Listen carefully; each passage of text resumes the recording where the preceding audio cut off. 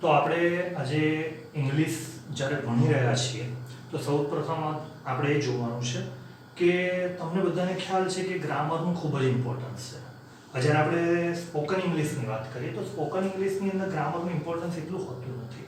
કેમ કે જેવી રીતે આપણે ગુજરાતી છીએ તો ગુજરાતમાં ગુજરાતી જુદી જુદી એવી રીતની બોલાય. ગ્રામેટિકલ જે ગુજરાતી છે આખું વ્યાકરણવાળું ગુજરાતી જુદું, પણ કાઠિયાવાડી ગુજરાતી જુદું, કચ્છી ગુજરાતી જુદું, મહેસાણી ગુજરાતી જુદું, સુરતી ગુજરાતી જુદું. તો ઇંગ્લિશમાં પણ એવું હોય. એટલે જ્યારે બોલવાની વાત આવે ત્યારે ગ્રામરને એટલું ઇમ્પોર્ટન્સ આપવાનું નથી રહેતું. પરંતુ જ્યારે આપણે ઇંગ્લિશ સમજીને બોલવું છે અને ત્યારે આપણે મેન્ટલી વાક્ય રચના કેવી રીતે બને છે એ જાણવું હોય તો સૌથી પહેલાં આપણે એના વાક્યના પ્રકારને સમજવા પડે. તો આપણે એના જે કાર્ડ છે એમાં ઘણા બધા ઇંગ્લિશના ગ્રામરના ટોપિક છે. એમાં આજે આપણે શરૂઆત કરીએ છીએ કાર્ડથી. પણ કાર્ડ શરૂ કરીએ પહેલાં તો તમને કહી દઉં કે કાર્ડના 3 પ્રકાર છે: વર્તમાન કાળ, ભૂતકાળ, ભવિષ્યકાળ. તમે બધા જાણો જ છો. પણ એમાં પણ પાછા પેટા 4 પ્રકાર છે. એમાં એક સાદો વર્તમાન કાળ, સાદો ભૂતકાળ, સાદો ભવિષ્યકાળ, પછી આવે ચાલુ. તો ચાલુ વર્તમાન કાળ, ચાલુ ભૂતકાળ, ચાલુ ભવિષ્યકાળ. પછી પૂર્ણ વર્તમાન કાળ, પૂર્ણ ભૂતકાળ, પૂર્ણ ભવિષ્યકાળ. પછી 2 કાળ ભેગા થાય છે, ચાલુ અને પૂર્ણ. એટલે ચાલુ પૂર્ણ વર્તમાન કાળ, ચાલુ પૂર્ણ ભૂતકાળ અને ચાલુ પૂર્ણ ભવિષ્યકાળ. આમ કરીને ટોટલ 12 કાળ છે. આ 12 કાળના ઉપયોગ જુદા જુદા છે. હવે જ્યારે આ 12 કાળ છે તો આપણને એમ થાય કે આ 12 કાળ તૈયાર કરવાના. પણ યાદ રાખજો કે સૌથી વધારે બોલવામાં પણ ઉપયોગમાં લેવાતો અને સૌથી વધારે ચલણમાં જો કોઈ કાર્ડ આવતો હોય તો એ છે સાદો વર્તમાન કાળ, જે ઇંગ્લિશમાં સિમ્પલ પ્રેઝન્ટ ટેન્સ કહેવાય. સાદો ટેન્સ મીન્સ સિમ્પલ, પ્રેઝન્ટ એટલે વર્તમાન અને ટેન્સ એટલે કાળ. એટલે સિમ્પલ પ્રેઝન્ટ ટેન્સ એટલે સાદો વર્તમાન કાળ. તો જ્યારે હવે આપણે સાદા વર્તમાન કાળની શરૂઆત કરીએ તો સાદા વર્તમાન કાળની શરૂઆત કરીએ તો સૌથી પહેલા આપણે એના વાક્યના પ્રકારને તો સમજવા પડે કે કયા કયા પ્રકારના વાક્ય આવે ને એમાં કાર્ડમાં આપણે કયા વાક્યનો ઉપયોગ કરીશું. તો એમાં સૌથી પહેલા આજે આપણે તમે બોર્ડ પર જોઈ શકો છો કે વાક્યના પ્રકાર. એમાં પહેલું છે વિધાન વાક્ય. હવે આ જે વિધાન વાક્ય છે એના પાછળ બીજા 2 પેટા પ્રકાર છે. વિધાન વાક્યને અસર્ટિવ સેન્ટેન્સ ઇંગ્લિશમાં કહેવાય છે અને એમાં 2 પેટા પ્રકાર છે. એમાં પહેલું છે હકાર વાક્ય જેને અફર્મેટિવ સેન્ટેન્સ અને બીજું છે નકાર વાક્ય એટલે કે નેગેટિવ સેન્ટેન્સ. અને પછી બીજું છે પ્રશ્નાર્થ વાક્ય. એમાં પ્રશ્નાર્થ વાક્યમાં પણ 2 પેટા પ્રકાર છે. એક સહાયક ક્રિયાપદથી શરૂ થતા પ્રશ્નાર્થ વાક્ય જેનો જવાબ કાં તો હા આવશે કાં તો ના આવશે. અને WH ક્વેશ્ચન થી શરૂ થતા પ્રશ્નાર્થ વાક્ય જેનો જવાબ વિગતવાર આવે. હવે આપણે એને WH ક્વેશ્ચન એટલે તમને બધાને ખબર હશે, વોટ, વેન, વેર, આ બધા તમે બધા જાણતા તો હશો જ. તો આપણે હવે એને જોઈએ કે આ વાક્ય રચના સાદા વર્તમાન કાળમાં કેવી રીતે બને. તો સૌથી પહેલા આપણે જ્યારે એની વાક્ય રચનાને સમજીશું.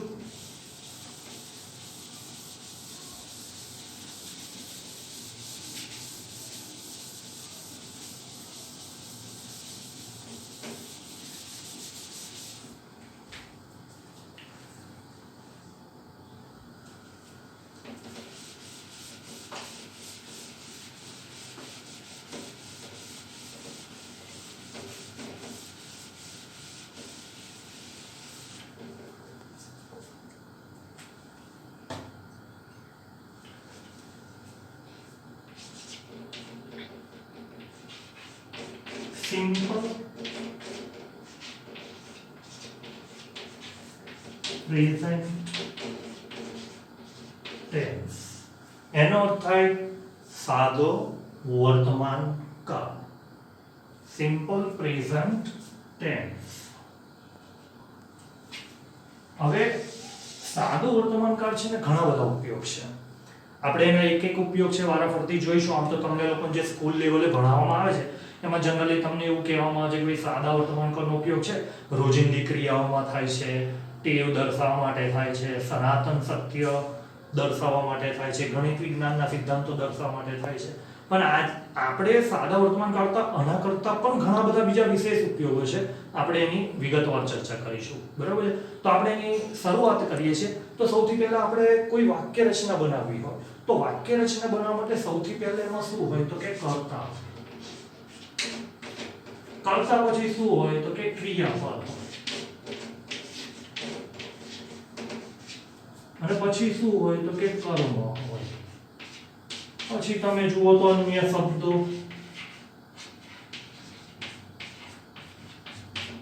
બરાબર છે? હવે અન્ય શબ્દોમાં ઘણી બધી વાતો આવી શકે. આપણે સૌથી પહેલા કર્તા, ક્રિયાપદ અને કર્મને સમજીશું. કર્તા એટલે શું? તો કે જે ક્રિયા કરે એને કર્તા કહેવાય. માની લો કે હું અત્યારે ભણાઈ રહ્યો છું ટીચ, તો ટીચ એ ક્રિયાપદ કહેવાય. અને કોણ ભણાવે છે? હુ વડે ક્વેશ્ચન કરતા તમને કર્તા મળે એટલે કે કર્તા એટલે હું અથવા તો ટીચર. હવે ભણવાની વાત કરીએ તો લર્ન, તો લર્નિંગ કોણ કરી રહ્યું છે? તો કે તમે. તો યુ એ કર્તા કહેવાય અને લર્ન એ ક્રિયાપદ કહેવાય. બરાબર છે. હવે હું તમને શું ભણાઈ રહ્યો છું? તો કે સિમ્પલ પ્રેઝન્ટ ટેન્સ. તો એ કર્મ કહેવાય કે વોટ વડે ક્વેશ્ચન કરતા. કર્મના બે પ્રકાર છે. આ જે કર્મ છે એ કર્મના બે પ્રકાર છે. એક છે પ્રત્યક્ષ કર્મ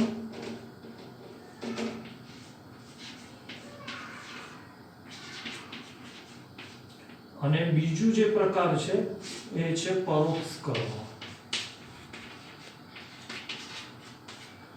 આ જે છે એમાં પ્રત્યક્ષ કર્મ એ પ્રત્યક્ષ કર્મ છે વોટ વડે પ્રશ્ન પૂછતા. વોટ વડે પ્રશ્ન પૂછતા આપણને જે જવાબ મળે ને એ પ્રત્યક્ષ કર્મ કહેવાય. અને whom વડે પ્રશ્ન પૂછતા આપણને જે જવાબ મળે એ પરોક્ષ કર્મ કહેવાય. જો whom વડે પ્રશ્ન પૂછીએ તો આપણને હંમેશા મને, માણસ જ જવાબમાં મળે. જેમ કે મી એટલે મને, us એટલે અમને, you એટલે તમને, him એટલે તેને, her એટલે તેને, them એટલે તેઓને. આવા જ આપણને શબ્દો મળશે. અને પ્રત્યક્ષ કર્મ એટલે વોટ વડે આપણને કોઈ વસ્તુ અથવા કોઈક એવું નામ જાણવા મળે કે જે સજીવ નથી. તો આપણે હવે એની શરૂઆત કરીએ કે વાક્ય જે રચના જે છે એમાં સૌથી પહેલા કર્તા આવે. તો કર્તા એટલે માની લો કે મારે એવું કેવું છે, આપણે કોઈક એક ક્રિયાપદ લઈએ. માની લો કે મારે એવું કેવું છે કે ભાઈ હું સવારે દૂધ પીઉં છું. બરોબર છે. તો દૂધ પીઉં છું. તો અહીંયા આગળ આપણે સૌથી પહેલા કર્તા ક્રિયા કઈ થાય? પીવાનું. પીવું એટલે કે ક્રિયાપદ શું છે? તો કે ડ્રિંક. DRINK drink. ઓકે. કર્તા કયો છે? તો કે હું સવારે પીઉં છું. હું ધેટ મીન્સ I. એટલા માટે આપણે આગળ શું લખીશું? I drink. હવે કર્મ, તો કર્મ આપણે શું પીવો છો? તો કે દૂધ. તો દૂધ એટલે અહીંયા આગળ આપણે લખીશું મિલ્ક. એટલે કે અહીંયા આગળ આ જે મિલ્ક શબ્દ છે કયો કર્મ છે? પ્રત્યક્ષ કર્મ. ઇંગ્લિશમાં એને ડાયરેક્ટ ઓબ્જેક્ટ પણ કહેવાય અને પરોક્ષ કર્મને ઇંગ્લિશમાં ઇનડાયરેક્ટ ઓબ્જેક્ટ કહેવાય. તો I drink milk.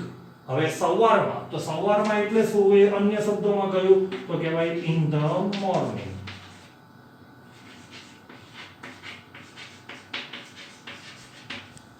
હવે આવી રીતે આખું વાક્ય બને I drink milk in the morning.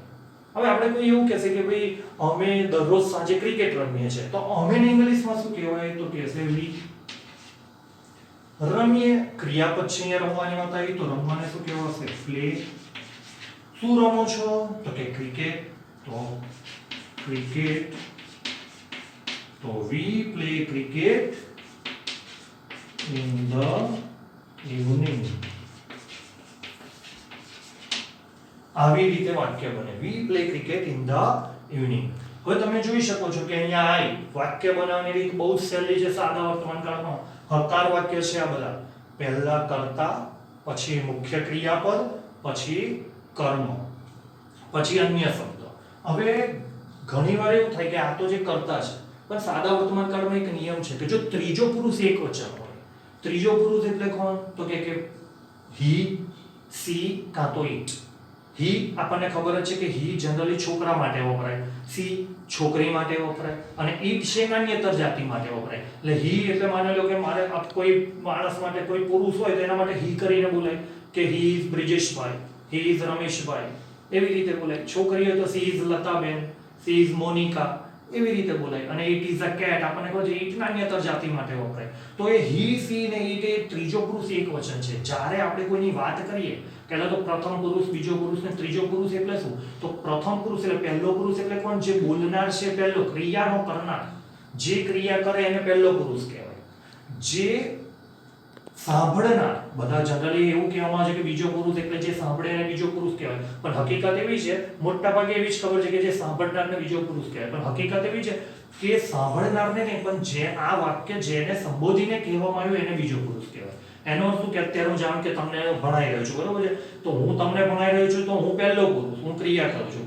તમને સંબોધીને બોલી રહ્યો છું એટલે તમે બીજો પુરુષ, કેમ કે આ ક્રિયા હું તમારા માટે કરી રહ્યો છું. પણ માની લો કે કોઈ ગેટની બહાર છે અને એ આપણી વાત સાંભળી રહ્યું છે, તો એ સાંભળે તો એ પણ છે, પણ એને આપણે બીજો પુરુષ કહી શકીએ નહીં. ખાલી એ સાંભળે છે, કેમ કે એ સાંભળે એટલે બીજો પુરુષ ના બની જાય. એટલે જનરલી એવી વાતો ચાલે છે કે ભાઈ જે સાંભળનાર હોય બીજો પુરુષ, પણ બીજો પુરુષ એટલે કોણ? તો જેને વાત કરવામાં આવી રહી હોય. અને ત્રીજો પુરુષ એટલે આપણે જેની વાત કરી રહ્યા હોઈએ. એટલે હી, સી, ઇટ એ ત્રીજો પુરુષ એકવચન છે. એ જ્યારે આવે તો ક્રિયાપદની પાછળ એસ અથવા ઈએસ લાગે. એટલે કે હી હોય, હી, આ જ વાક્ય મારે લખવું હોય તો હી પ્લે, એની પાછળ એસ લાગે, he plays cricket in the evening. તો he plays cricket in the evening. પછી સી, માની લો કે હું સી મૂકી દઉં તો સી ડ્રિંક્સ. આપણે આગળ બનાવ્યું છે કે કોઈ છોકરી છે કે ચલો ભાઈ એ સવારે ચા પીવે છે, તો સી ડ્રિંક, ડ્રિંકની પાછળ એસ લગાડવું પડે. કેમ? તો ત્રીજો પુરુષ એકવચન છે સી, તો C drinks milk in the morning. હવે માની લો કે કોઈ તમારા મેડમ છે, મેડમ કોઈ કહે છે કે ભાઈ અમારા મિસિસ શાહ છે એ મેથ્સ ભણાવે છે, તો મિસિસ શાહ પછી ટીચ એટલે ભણાવવું, તો એની પાછળ પણ આપણે એસ ઈએસ લાગશે, TEACH. જો અહીંયા આગળ તમને એક વાત સમજો કે અહીંયા આગળ TEACH આવે તો પાછળ S લગાડો તો ખોટું, પાછળ શું લગાડવું પડે? TEACHES. હવે તમને એમ થશે કે પાછળ અહીંયા ES કેમ આવ્યું?